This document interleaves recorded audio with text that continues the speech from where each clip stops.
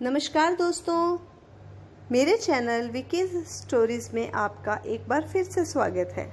मेरी आज की कहानी का नाम है नीति की नियति। तो दोस्तों शुरू करते हैं आज की कहानी। सुबह के 10 बज रहे थे। आशा जी पति को ऑफिस भेजकर फुर्ती से घर का बाकी काम निपटा रही थी कि उनका मोबाइल बजने लगा। उनकी इकलौती बेटी नीति का फ़ोन था।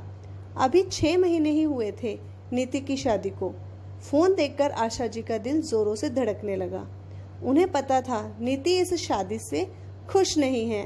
फ़ोन उठाया तो उधर से नीति के रोने की आवाज़ सुनाई दी। वह फूट फूट कर रोते हुए अपनी व्यथा माँ को बता रही थी।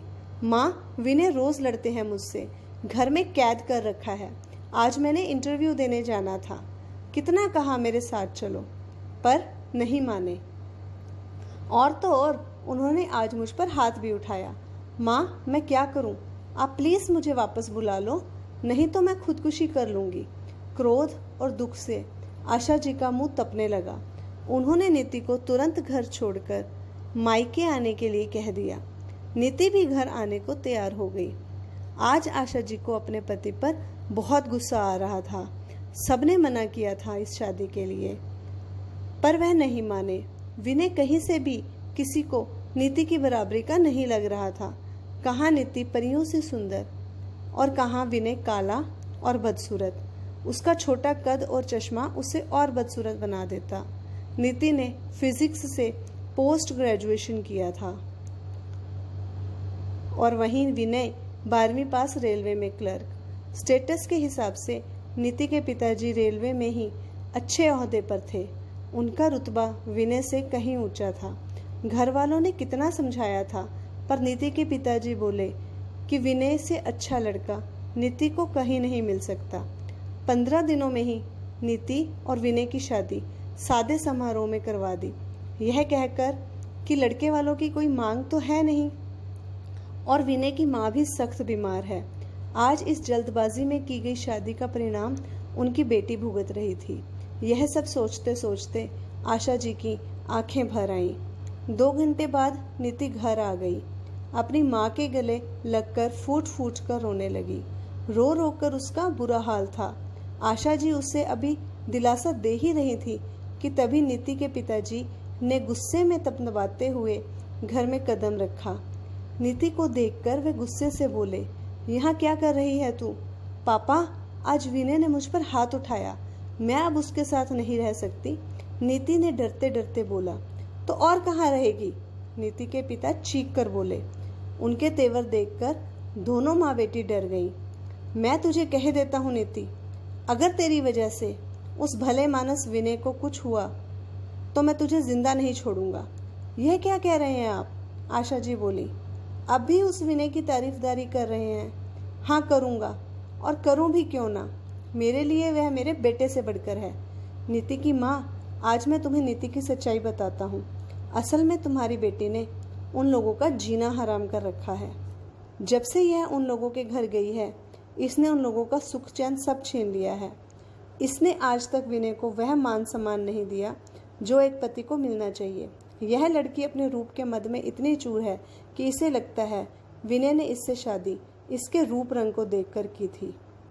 पर सच्चाई तो यह है कि विनय ने इसे बिना देखे सिर्फ मेरी मदद करने के लिए इस लड़की से शादी की थी। तुमने यह तो देख लिया कि विनय सिर्फ 12वीं पास है, पर यह नहीं देखा कि वह 12वीं कक्षा का टॉपर था। वह बेचारा तो इंजीनियरिंग के पहले साल में था जब उसके पिता का एक्सीडेंट में देहांत हो गया था। उसके पिता मेरे सहकर्मी थे। मैंने अपना खून देकर और कई और तरीके से भी विनय के परिवार की मदद की थी, पर मैं उसके पिता को नहीं बचा पाया। विनय के पिता के मरने के बाद अनुकंपा के आधार पर उसे नौकरी दिलाने के लिए भी मैंने काफ़ी दौड़ भाग की थी। इसी वजह से वह बेचारा इससे शादी करने के लिए मान गया। तुम्हारी इस महारानी को तो इश्क हो गया था अपने एक सहपाठी से। मैंने एक बार इसे उसके साथ मॉल में घूमते देख लिया था। जब उस लड़के के बारे में पता लगवाया तो पता चला वह अमीर बाप की बिगड़ी औलाद है। इसके जैसी ना जाने कितनी लड़कियों के साथ उसका संबंध है। और तो और इसका आशिक इसे घर से भगाने के लिए भी बरगला रहा था। इसके फ़ोन की व्हाट्सएप चैट पढ़कर मुझे पता चल चुका था कि यह भी उसके साथ भागने के लिए तैयार थी, बस सही मौके की तलाश कर रही थी। इसीलिए मैंने इसकी शादी जल्दबाजी में करवा दी। मैं तुम्हें यह सब नहीं बताना चाहता था, मगर इसकी हरकतों ने मुझे तुम्हें यह सब बताने पर मजबूर कर दिया। जब से शादी हुई है इसने विनय और उसके परिवार की नाक में दम कर रखा है। घर का सारा काम विनय की माँ करती है। कोई काम करना तो दूर, यह उनसे और विनय की बहनों से कोई बात तक नहीं करती। तुम्हें क्या पता आशा, पिछले कई दिनों से विनय की माँ बीमार है और अस्पताल में है। विनय ही उसकी देखभाल कर रहा है। उसकी दोनों बहनें छोटी हैं अभी, फिर भी वह घर संभाल रही हैं। वे लोग इसे कुछ नहीं कहते। आज विनय को इसने इंटरव्यू पर ले जाने को कहा तो उसने अपनी माँ की हालत का हवाला देते हुए इसे मना कर दिया। फिर यह उसकी माँ के बारे में गलत सलत बोलने लगी और बददुआएं देने लगी तो उसका हाथ इस पर आज उठ गया। वह तो आज मैं अस्पताल में उसकी माँ का हालचाल लेने गया तो उन्होंने क्षमा मांगते हुए सारी घटना बताई। ये लड़की ऐसी हरकतें इसलिए कर रही है ताकि विनय से तलाक लेकर अपने आशिक के पास दोबारा चली जाए। यह सब सुनकर आशा जी तो जैसे आसमान से गिरी। वह अपनी बेटी की तरफ घृणा से देखने लगी, पर अशोक जी नीति के सर पर हाथ रखकर बोले, बेटा, विनय हीरा है, हीरा, एक अनमोल हीरा। तलाक देना चाहती है तो उसे तलाक दे दे, वह बेचारा भी आज़ाद हो जाए और अपनी ज़िंदगी शुरू करे। तू भी जहाँ शादी करना चाहती है वहाँ शादी कर ले, पर ये याद रखना कि उसके बाद हमारे संबंध आज के बाद ख़त्म हो जाएंगे। अपने पिता के मुंह से यह सब सुनकर नीति तो जैसे जड़ ही रह गई। उसे नहीं पता था कि उसके पिता को उसके पल पल की जानकारी थी। वह अवाक थी, उससे कुछ भी कहते नहीं बन पा रहा था। अपनी माँ से नज़रें मिलाने की भी उसमें हिम्मत नहीं हो रही थी। अचानक वह अपने पिता से लिपटकर फूट फूट कर रोने लगी। शायद उसे अपनी गलती का एहसास हो गया था और उसे पता चल चुका था कि कैसे उसके पिता ने बिना कुछ बताए, बिना कुछ जताए उसे बर्बाद होने से बचा लिया था।